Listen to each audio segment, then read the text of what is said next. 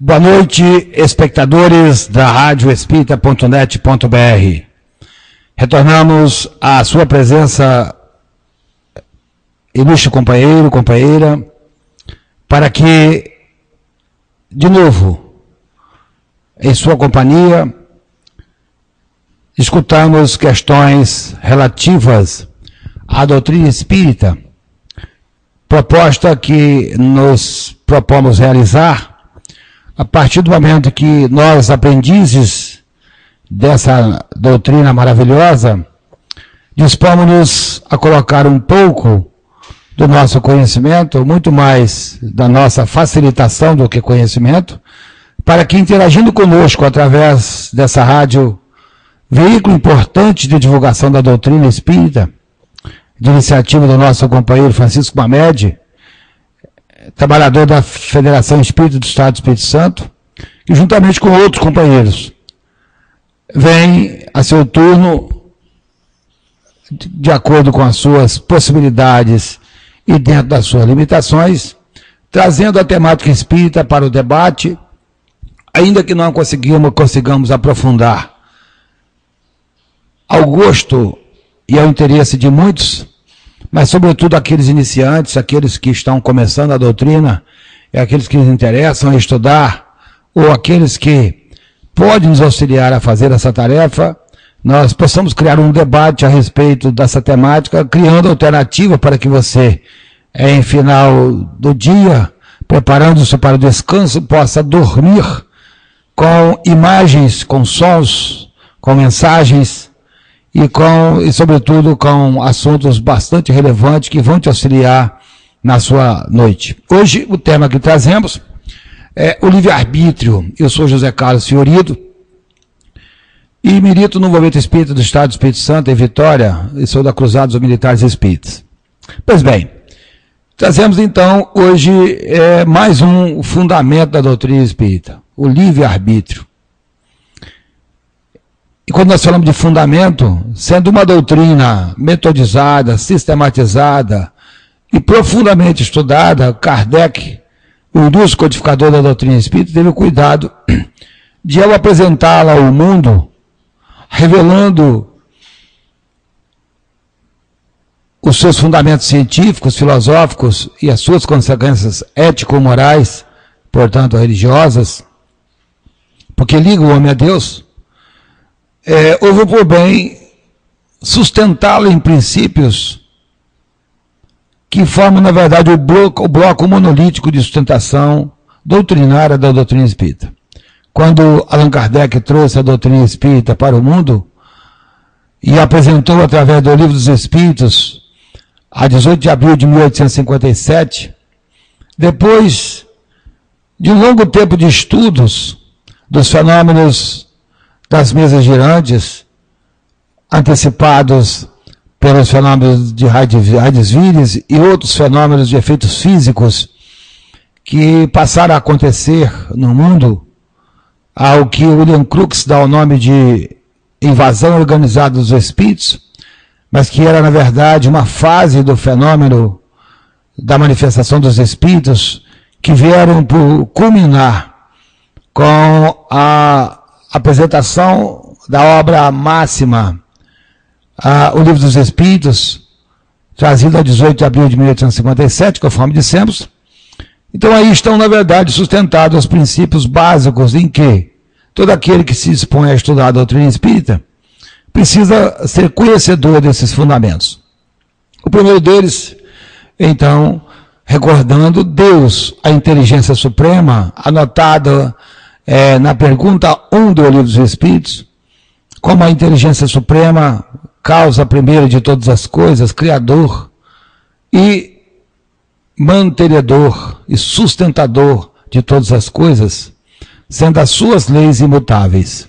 Quando nós falamos desse atributo, leis imutáveis, a gente reforça a ideia, porque já que vamos falar de livre-arbítrio, temos que pensar que a vida do homem na Terra não pode estar sustentada, não pode estar amparada em cima de leis que sejam estáveis, posto que ele precisa ter um porto seguro para a sua caminhada, e estando a sua caminhada, a sua trajetória reencarnatória, outro princípio da doutrina espírita, focado em cima de princípios, em cima de fundamentos estáveis, imutáveis, ficaria muito mais fácil trabalhar com a mutabilidade, com a imperfeição humana focada em cima de pontos fixos e pontos imutáveis, do que dois pontos mudando em si, e então a dificuldade do ajuste seria tremendamente maior.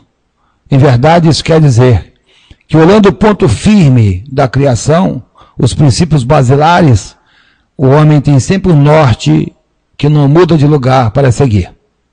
Então, Deus, a inteligência suprema, a existência do espírito, ou alma consagrada por um universo gigantesco de homens e mulheres, inclusive de outras religiões.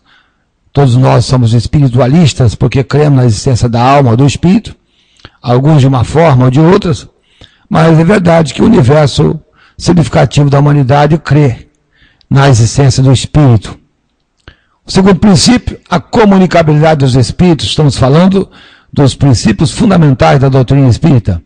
A comunicabilidade dos espíritos, significando dizer que o espírito que preexiste ao nascimento do corpo e sobrevive à morte do corpo físico, assim que o corpo físico baixa a sepultura, a vida continua, e esse ser vivente, esse ser inteligente, estando fora do corpo, ele pode se comunicar conosco, sendo inclusive um dos fatores significativos da revelação, posto que, sendo a revelação dos espíritos, e os espíritos sendo as almas dos homens que já não estão mais no corpo físico, embora tenhamos espíritos encarnados e desencarnados, portanto, nós somos espíritos encarnados, mas aqueles que nos antecederam ao túmulo são os espíritos desencarnados, e foram estes que revelaram, juntamente com uma equipe de espíritos elevados, capitaneados por Jesus, o Espírito Maior, o Espírito da Verdade, o Espírito Puro,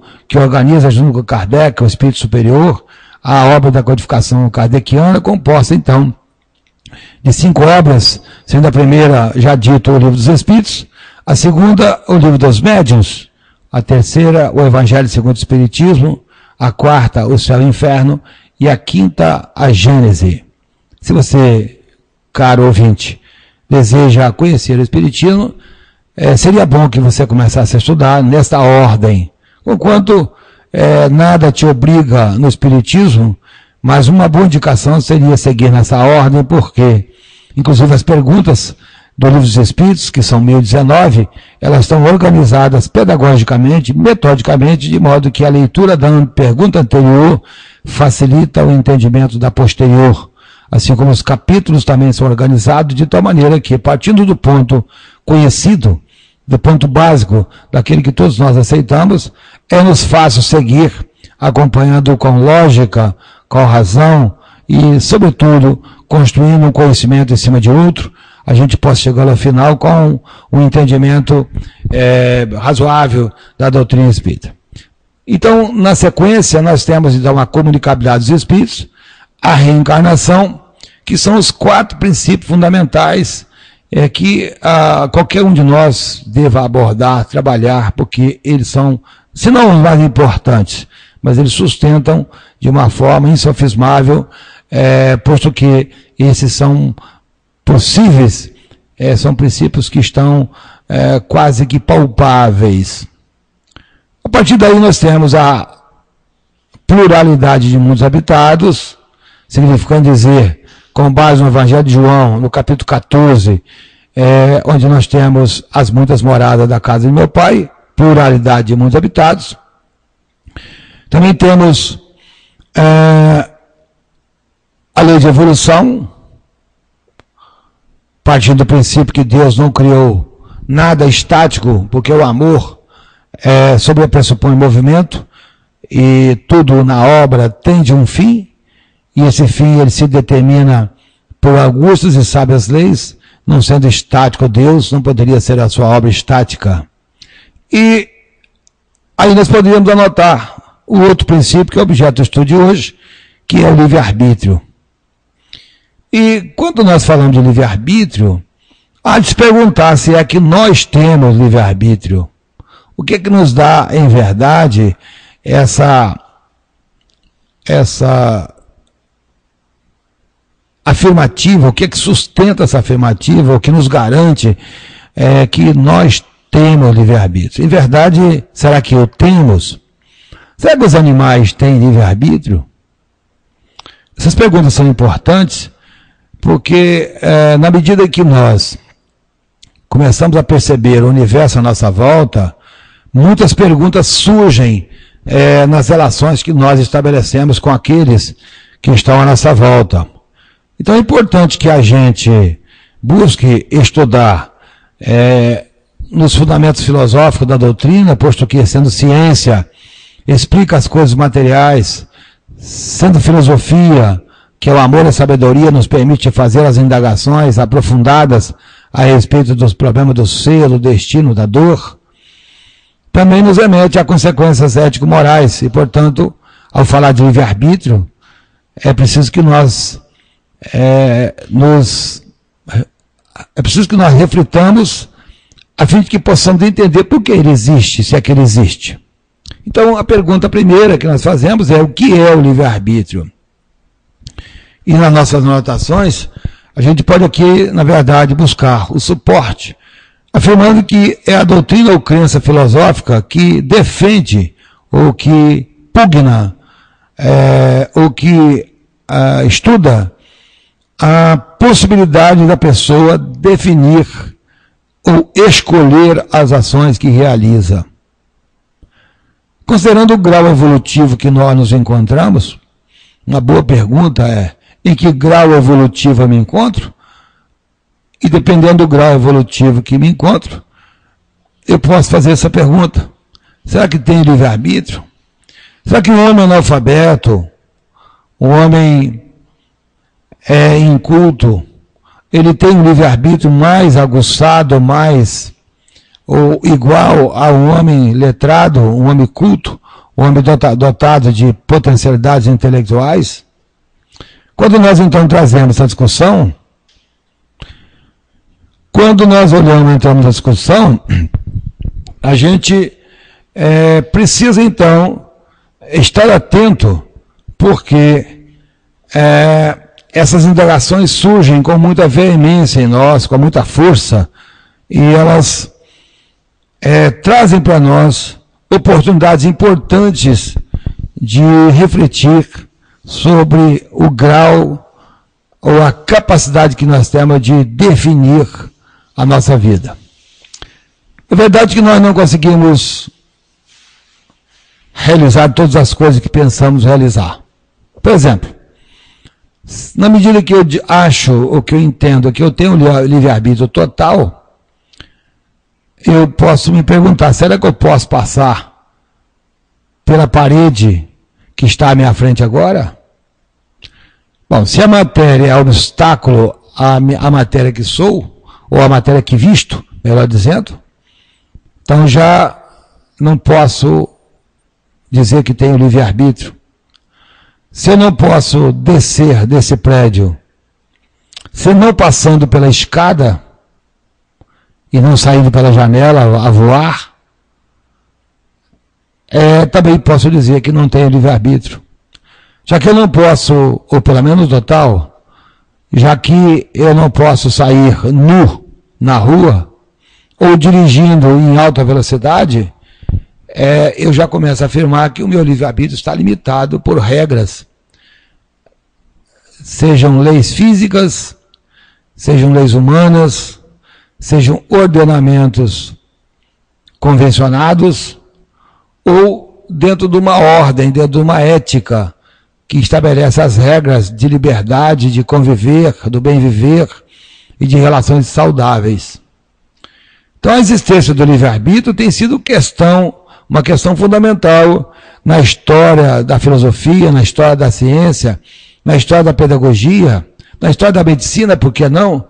Porque o nosso corpo também está sujeito a limitações, a regras alimentares, regras físicas, as regras do sono, já que não posso ficar sem dormir e o corpo me pede que eu durma algum tempo por dia, de acordo com a minha necessidade, mas eu estou sujeito a leis.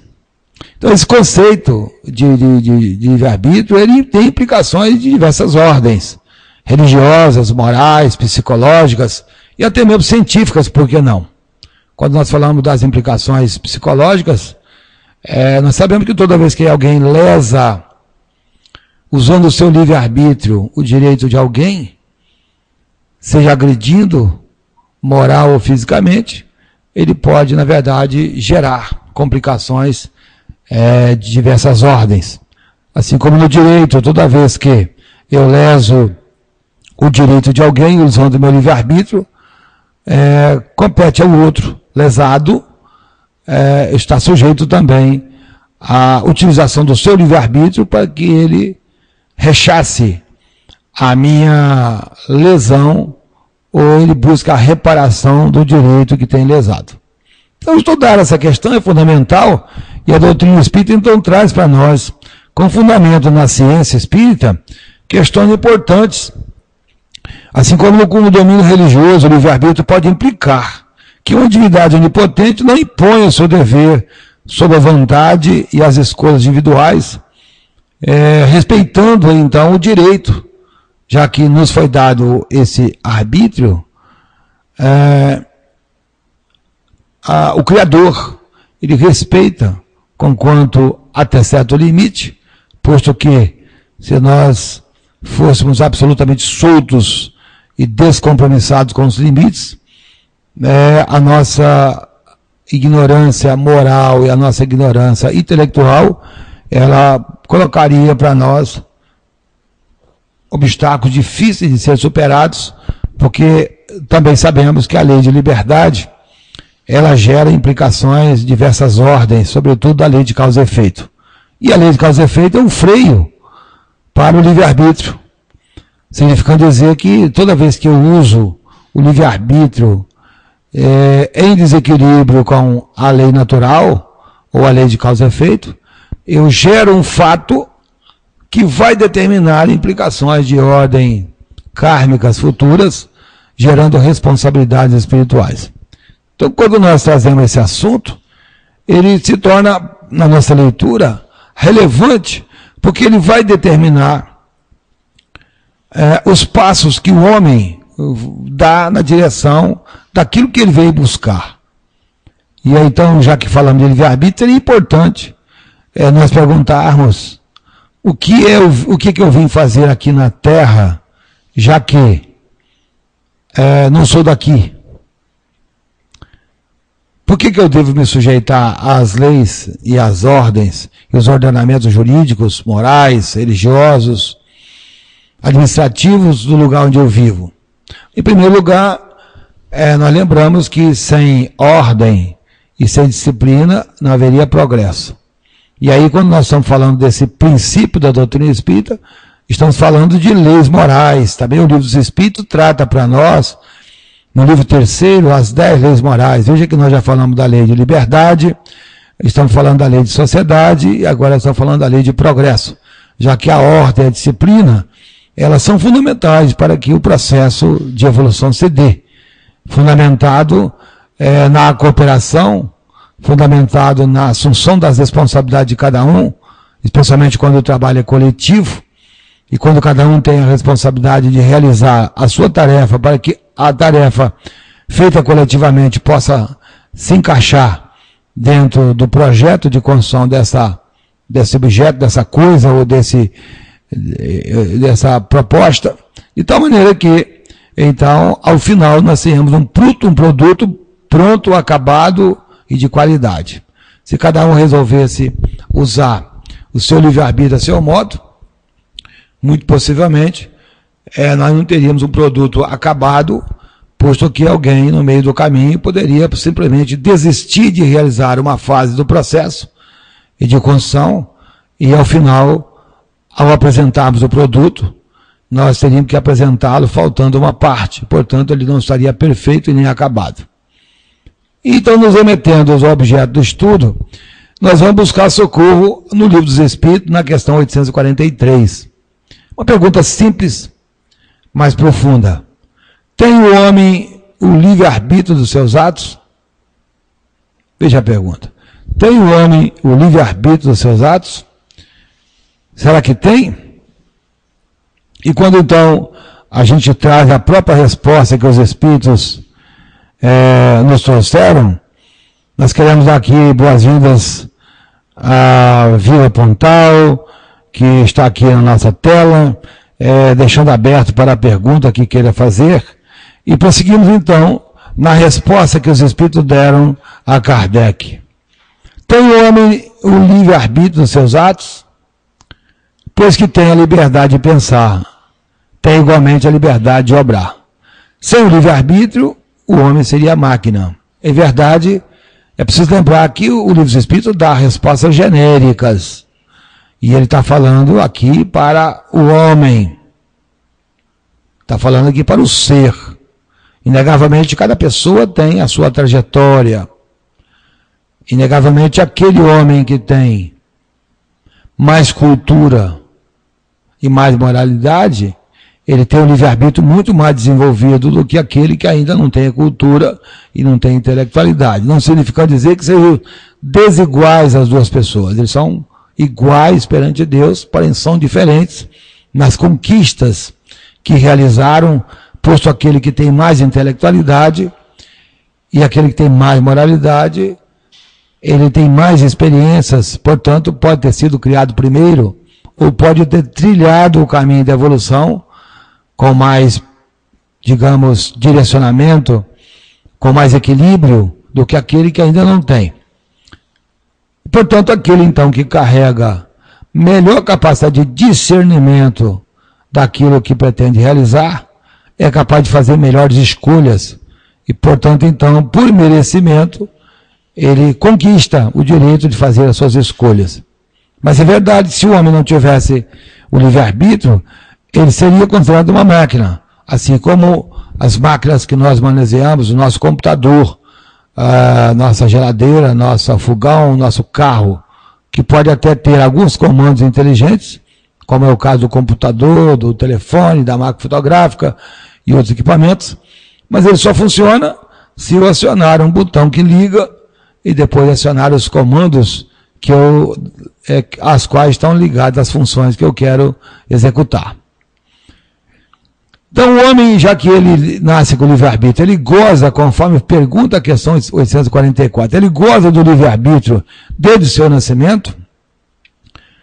Em verdade, se nós olharmos o bebê, ele não tem tanta liberdade assim.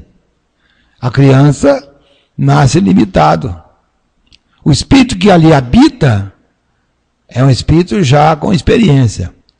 Mas a incapacidade física dos órgãos, do cérebro, que não responde de uma forma efetiva aos comandos do espírito, os braços que não respondem aos comandos do espírito, que é o ser que pensa, eu preciso colocar isso com muita clareza, não é o cérebro que pensa.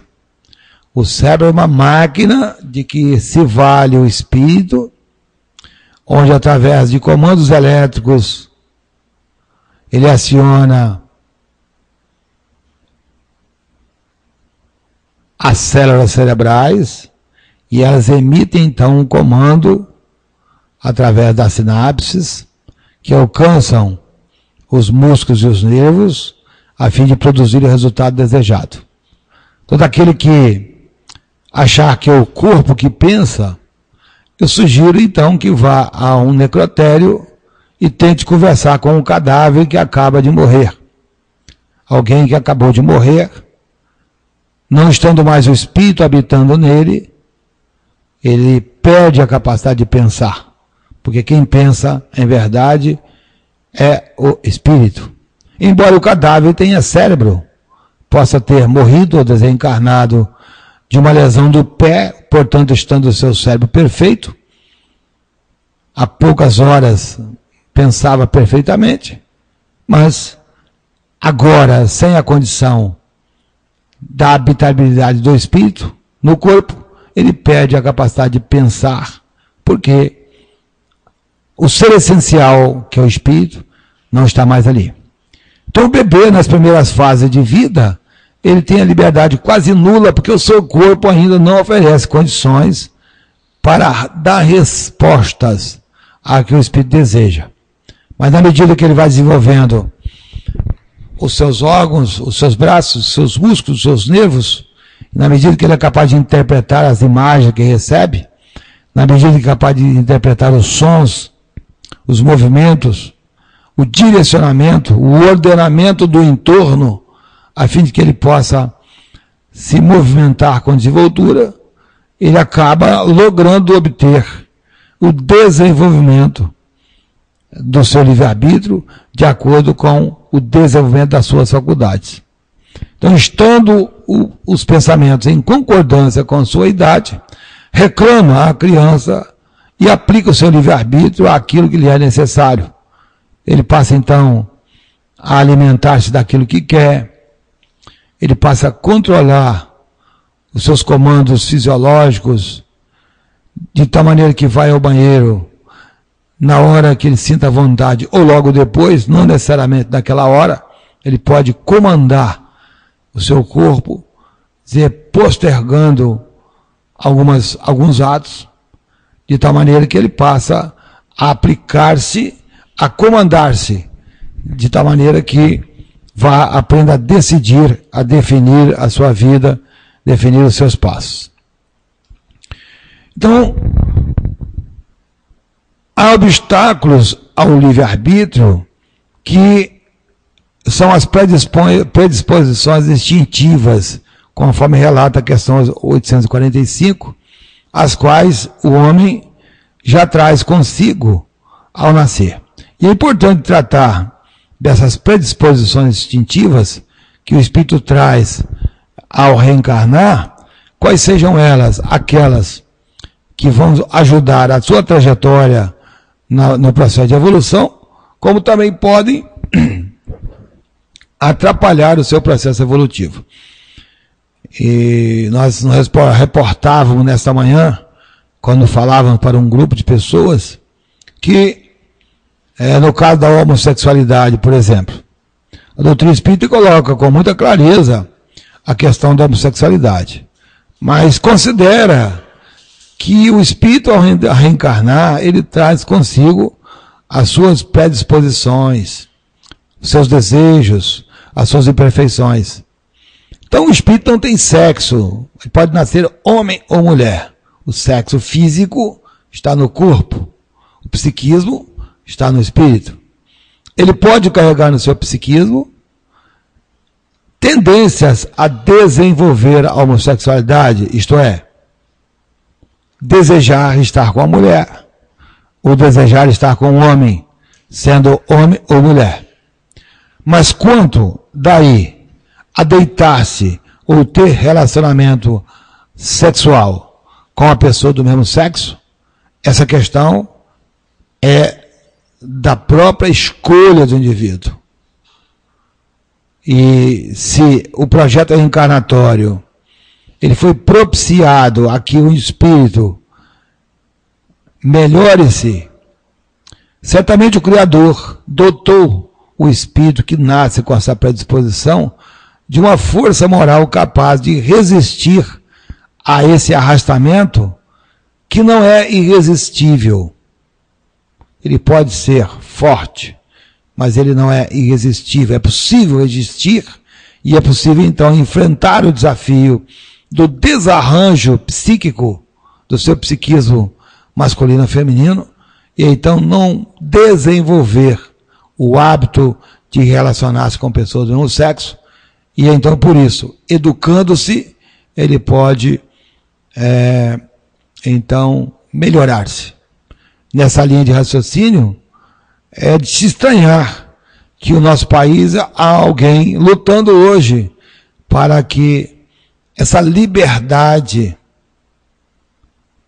que nós chamamos de libertinagem, me perdoe, seja aberta a todos, sem considerar o psiquismo do espírito que está ali, ainda que seja escolha, e ainda que essa escolha possa ser particular do indivíduo, Mas é preciso que nós aprendamos a pensar como seres imortais.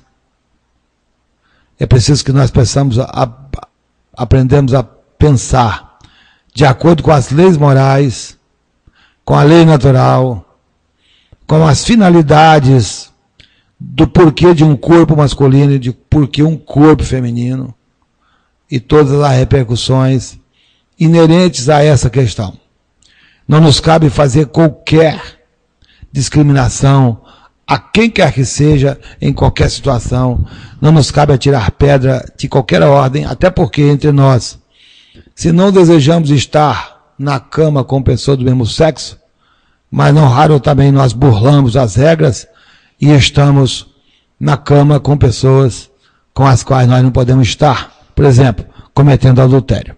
Esse é assunto para outra conversa em outro momento, mas que cabe aqui no debate que estamos trazendo para você, que pode interagir conosco através do chat, mandando a sua pergunta, fazendo a sua observação e até nos corrigindo, porque em verdade a proposta é exatamente essa. Agradecemos aqui a presença da nossa companheira Diane.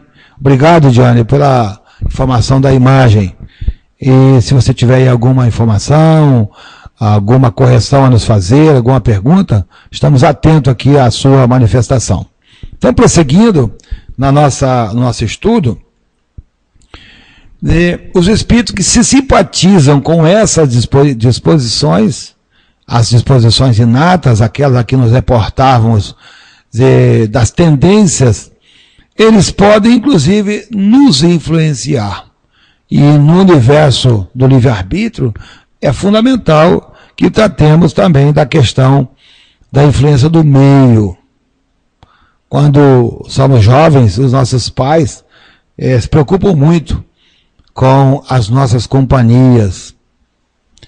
E quando nós falamos de companhias, conquanto também somos livres para escolhê-las, mas é de fundamental importância que entendamos que as nossas companhias podem nos influenciar. E muito. Conquanto muitas vezes nós sabemos e afirmamos que nós somos donos do nosso nariz, em verdade, nós sabemos em muitas situações que as companhias, não raro, são ferramentas de arrastamento ou de despertamento de potencialidades negativas, assim como pode ser positiva também, é preciso ser franco. De tal maneira que, não raro, a gente está aí sendo influenciada por elas. E se estamos influenciados, pergunto, nós estamos mudando o nosso processo decisório? Nós não estamos alterando o nosso decisum e então decidindo influenciadamente? Me permito tomar um copo d'água, porque a minha voz se cansa.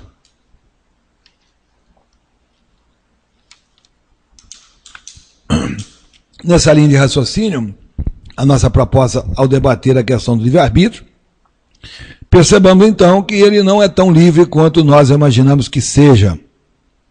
E com essa ideia, nós caminhamos então sobre o processo evolutivo, já que estamos falando de decisões. E as decisões influenciam no processo evolutivo.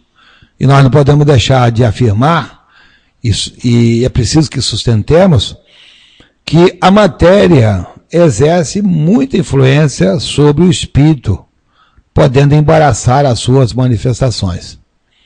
É clássico debate. A carne é fraca.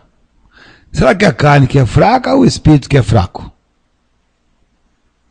Se o corpo, ele sofre a influência do espírito, que é o ser que pensa, temos que pensar que, conquanto a carne sofre a influência do meio, e que pode alterar as suas propriedades biológicas, físico-químicas, poderá inclusive apodrecer-se, poderá deteriorar-se, poderá inclusive transformar-se em pó, mas é verdade afirmar que quem influencia a carne é o espírito.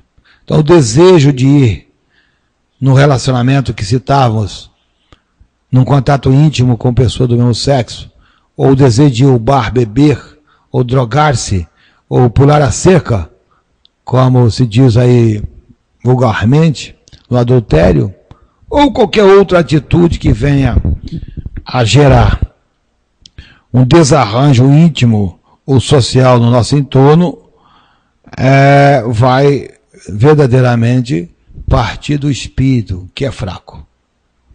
O espírito que é fraco, em verdade, não é o pobre de espírito. O espírito que é fraco, ele é cheio de imperfeições, portanto, rico em imperfeições, do orgulho, da vaidade. E então, ele está ferrenhamente arraigado à matéria, e então, por isso, que ele fraqueja diante das ofertas que o mundo faz. Então, nos mundos dos corpos são menos materiais, as faculdades, quer dizer, o espírito se fortalece, e estando fortalecido, ele terá, então, muito mais potencialidade para desenvolver. O instrumento, o corpo físico, não dá as faculdades. Ele exercita os comandos e, através do exercício de acerto e erro, ele vai adquirindo, então, as qualidades necessárias, porque aprende que cada erro, conquanto sendo exercício do livre-arbítrio, ele gera responsabilidade. Na questão 849, tratando do mesmo assunto, Allan Kardec pergunta: qual a faculdade predominante no homem em estado de selvageria? O instinto ou o livre-arbítrio? E a resposta não pode ser outra. O instinto. O que não o impede de agir com inteira liberdade no tocante a certas coisas. Quais coisas? Aquelas que ele conhece.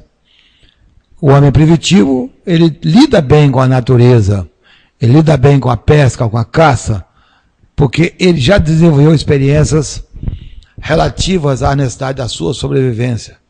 Então, na medida que ele aprendeu a lidar com essas questões, ele trata, dizer, com grande desenvoltura a prática do viver no seu ambiente. Como criança, essa liberdade se aplica às suas necessidades básicas. E na medida que a criança, já dissemos, ela se desenvolve, também, potencialmente, a sua capacidade de decidir melhora. Consequentemente, tu és mais esclarecido que um selvagem. Também é mais responsável pelo que fazes do que um selvagem, ou que o é pelos seus atos. Acabei de citar o exemplo. Se eu sou esclarecido e alguém é menos esclarecido, segundo a lei de Deus, segundo a lei imutável de Deus, aquele que tem mais capacidade de entender o caráter de ilicitude do fato, o caráter amoral do fato, o caráter aético do fato, esse, perante a lei divina, é mais responsável do que aquele que não carrega essa capacidade de discernimento. A sua capacidade de escolha se encontra limitada em razão de que o seu desenvolvimento intelectual e o seu desenvolvimento moral é menor. Na pergunta 121, por que é que alguns espíritos seguiram o caminho do bem e outros o caminho do mal? Deus não deu a eles o livre-arbítrio. Deus nos criou primitivos e ignorantes, mas não maus. Na verdade, a ignorância, aqui leia-se falta de conhecimento. Quando falamos de ignorância, nós não podemos buscar outro entendimento. Ignorância é falta de conhecimento. Então, sendo criados primitivos e ignorantes, temos aptidões para o bem ou para o mal. A força dos meus braços pode realizar uma atitude de abençoar alguém, ou pode realizar a atitude de esbofetear alguém. Sou eu que decido isso. Conquanto é já dito que sejamos sob influências, conforme nos fala a questão 459 do Livro dos Espíritos, na 458, na 470, também, 458, 459, 460, que fala que os espíritos leem os nossos pensamentos, e se leem os nossos pensamentos, eles são capazes de influenciar nossas atitudes, posto que nossas atitudes, elas são determinantes das nossas ações. É pelo pensamento que o espírito comanda as ações. Então, os maus espíritos, ou, me perdoe, os espíritos ignorantes, eles são apenas espíritos que ainda não aprenderam a tomar decisões em favor do bem. E, portanto, resvalam-se por caminhos equivocados, assim como nós fizemos no nosso passado. Nós não podemos aqui afirmar que somos melhores ou que somos piores. Mas é verdade que já atravessamos dificuldades bastante severas na nossa trajetória de homem da caverna até o homem sapiens sapiens. Se é que já somos homens sapiens sapiens, posto que muitas das nossas atitudes ainda são muito animalizadas.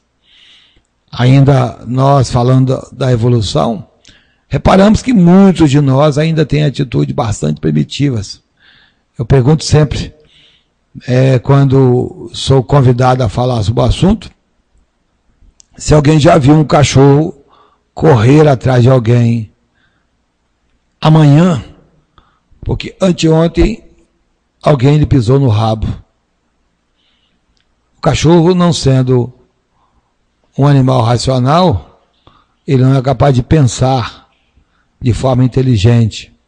Quando já tem alguns resquícios do pensamento, e a capacidade de pensar é a capacidade de articular ideias concatenadas para determinado fim, mas o animal só carrega o instinto, e quando ele morde porque alguém lhe pisou a cauda, ele apenas está num ato de defesa, mas ele não é capaz de atacar se não estiver em perigo, se o seu território não estiver em perigo. Mas o homem, ao contrário, sendo capaz de pensar, ele já desenvolveu a habilidade de planejar os seus atos.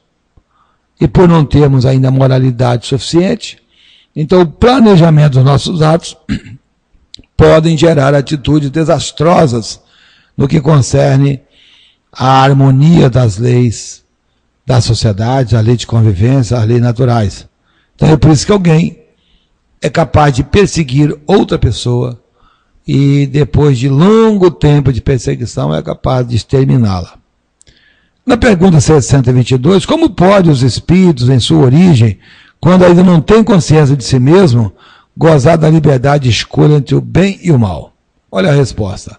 O livre-arbítrio se desenvolve à medida que o espírito adquire a consciência de si mesmo.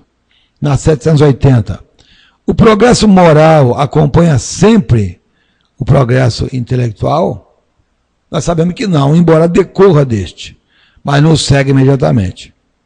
E na sua pergunta A, como pode o progresso intelectual engendrar o progresso moral? Fazendo compreensíveis o bem e o mal. Fazendo compreensível aquilo que é bom e aquilo que não é bom. Permitindo escolhas.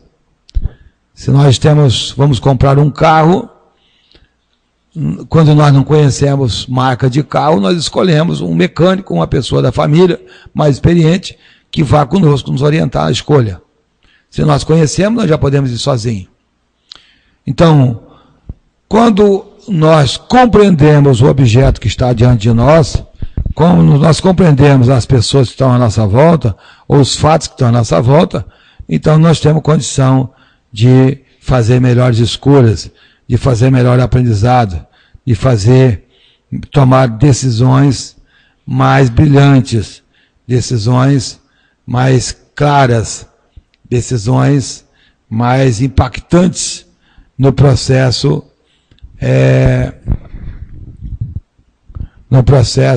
da nossa evolução. O tema de hoje, Vival, o tema de hoje é o livre-arbítrio. Muito boa noite, seja bem-vindo. Você pode mandar a sua pergunta, que nós estamos aqui atentos. Estamos transmitindo de Vitória, Espírito Santo, através da radioespírita.net.br. Nossa proposta é alcançar os iniciantes do Espiritismo, os estudiosos do Espiritismo, sobretudo aqueles que não têm a oportunidade de buscar informações no Centro Espírita. Então, quando nós tratamos é do livre-arbítrio, nós não podemos deixar de falar da lei de liberdade. E a lei de liberdade, curiosamente, aqueles que têm o cuidado de olhar com mais acuidade o livro dos Espíritos e de estudá-lo como um livro científico, no livro terceiro nós temos lá as 10 leis morais. E a lei de liberdade, Kardec coloca como a 9ª lei moral.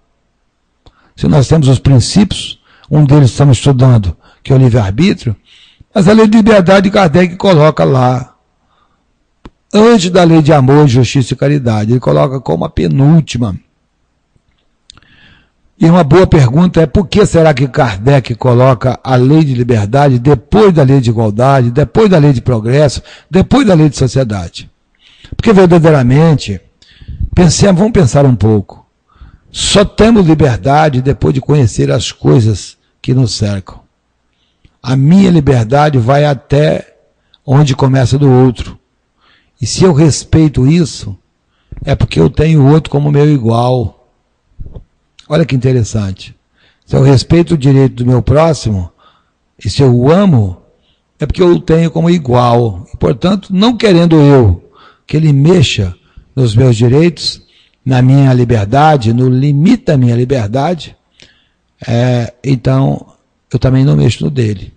Então começa a estabelecer uma regra de convivência, ser de acordo com os padrões comportamentais, os padrões éticos daquele ambiente.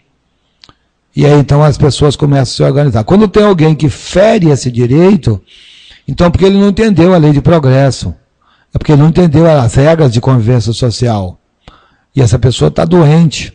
Doente porque não compreendeu o padrão de viver em paz. E portanto nós podemos aqui, na medida que tratamos da lei de liberdade, falar da teoria da responsabilidade espiritual da lei de causa e efeito. Porque toda vez que nós lesamos um direito de alguém, toda vez que nós ferimos a liberdade de alguém, nós também colocamos a nossa liberdade em risco. Isso acontece em nosso meio com as prisões. Por que as pessoas são presas? Porque, em verdade, usaram o seu livre-arbítrio mal. Elas colocaram a sua liberdade em risco, violentando a liberdade do outro, desconsiderando o outro como sendo um ser igual. Curiosamente, conquanto nós não saímos por aí burlando regras criminais, leis criminais, mas em verdade não raro nós lesamos muitos direitos. Nós lesamos o direito da nossa empregada doméstica, nós lesamos o direito do pedestre caminhar tranquilamente nas ruas, no seu espaço, e não raro invadimos o espaço dele, gerando muitas vezes conflitos, mas é da falta de obediência das regras, através do uso exacerbado do livre-arbítrio, que não é tão livre, conforme dissemos, que nós então vamos construindo situações aflitivas no nosso ambiente, no ambiente físico onde nós vivemos. Na questão 847, há uma pergunta interessante. As doenças mentais tiram ao homem o livre-arbítrio? A nossa lei civil, a nossa lei penal, ela já trata da questão no capítulo que trata das incapacidades absolutas ou relativas. Quando o psiquiatra forense, ele declara que o indivíduo é absolutamente incapaz, ele então está protegido por um Instituto do Direito que diz que ele não é criminoso porque ele não tem a capacidade de entender o caráter delituoso do fato. Mas o próprio legista, ele pode também, o médico, ele pode dizer que o indivíduo tem incapacidade relativa. Portanto, essa relatividade dessa capacidade, que vai ser analisada pelo juiz ou pelo tribunal do júri, se o crime for de competência do tribunal de júri, vai determinar a natureza da pena, ou a internação no manicômio judiciário, ou a aplicação de medidas que agravam se ele tem toda a capacidade, e medidas que atenuam se ele tem menos capacidade. Então, não sendo o senhor do seu pensamento, aquele cuja inteligência se age turbada por qualquer causa e desde então já tem liberdade. Essa doença constitui muitas vezes uma punição para o espírito que, porventura, tenha sido, noutra existência, fútil e orgulhoso, ou tenha feito mau uso das suas faculdades. Esse espírito, em tal caso, ao renascer num corpo idiota, me perdoe a expressão é essa mesmo, como o déspota num de escravo, ou mal rico, que vai nascer como mendigo, vai reencarnar como mendigo. É a aplicação da lei. O espírito sofre, porém, por efeito desse constrangimento, de que tem perfeita consciência. Então, a ação da matéria aí, ela é determinante, posto que, sendo o espírito limitado, sendo o espírito perdulário, tendo desperdiçado os seus potenciais, que lhe propiciaria o processo evolutivo, então agora ele se vê despojado desses valores, visto que a lei o retirou. Então a influência da matéria, ela é muito importante, na medida que ela não serve de escusa aos laços reprováveis. Assim como aqui entre nós, no efeito prático, o delito cometido por alguém embriagado não é menor do que o delito cometido por alguém que ao soprar o bafômetro, ele não acusou qualquer uso de bebida. Aliás, hoje nós sabemos que é até agravante, porque o nível de intelectualidade e o nível de moralidade já é maior. Essa pessoa potencialmente intelectualizada, potencialmente com um nível econômico melhor, tem melhor capacidade de saber que o álcool não combina com o volante. Então, ele assume o risco de cometer aquela infração por, na verdade, estar fazendo uso do seu livre-arbítrio para beber ou não beber. Então, voluntariamente, o ébrio que se privou da razão para satisfazer crimes brutais, ele, em verdade, em vez de cometer um delito, ele comete dois. Porque a embriaguez perante a lei de Deus já é também uma lesão, assim como o delito do trânsito que ele cometeu é outra lesão. Então, prosseguindo a nossa conversa, já estamos bem próximo do final, nós lembramos que essa responsabilidade, ela é proporcional à capacidade de entender o caráter da ilicitude, o caráter do fato, da lesão, do prejuízo social ou individual que ele causa. Na questão 850, Kardec pergunta: a posição social não constitui, às vezes, para o homem, obstáculo à inteira liberdade de seus atos? E a resposta é fora de dúvida que o homem tem suas exigências e Deus é justo e tudo leva a conta. Deixa-vos, entretanto, a responsabilidade das ações que empregarde para vencer os obstáculos. Deus está no comando de todas as coisas. Para alguns atos que não são determinantes na vida do planeta, mas que podem influenciar pessoas, ele dá o livre-arbítrio a alguém para exercitá-los, a fim de que também possa errar ou acertar. E errando, responde. Acertando, educa-se.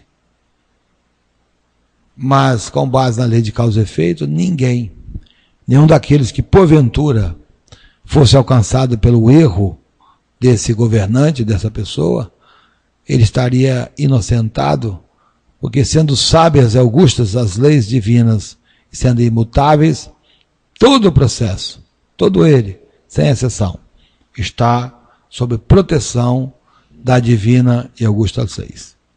Assim, meus amigos, assim, meus irmãos, nós vamos aqui chegando ao final do nosso programa.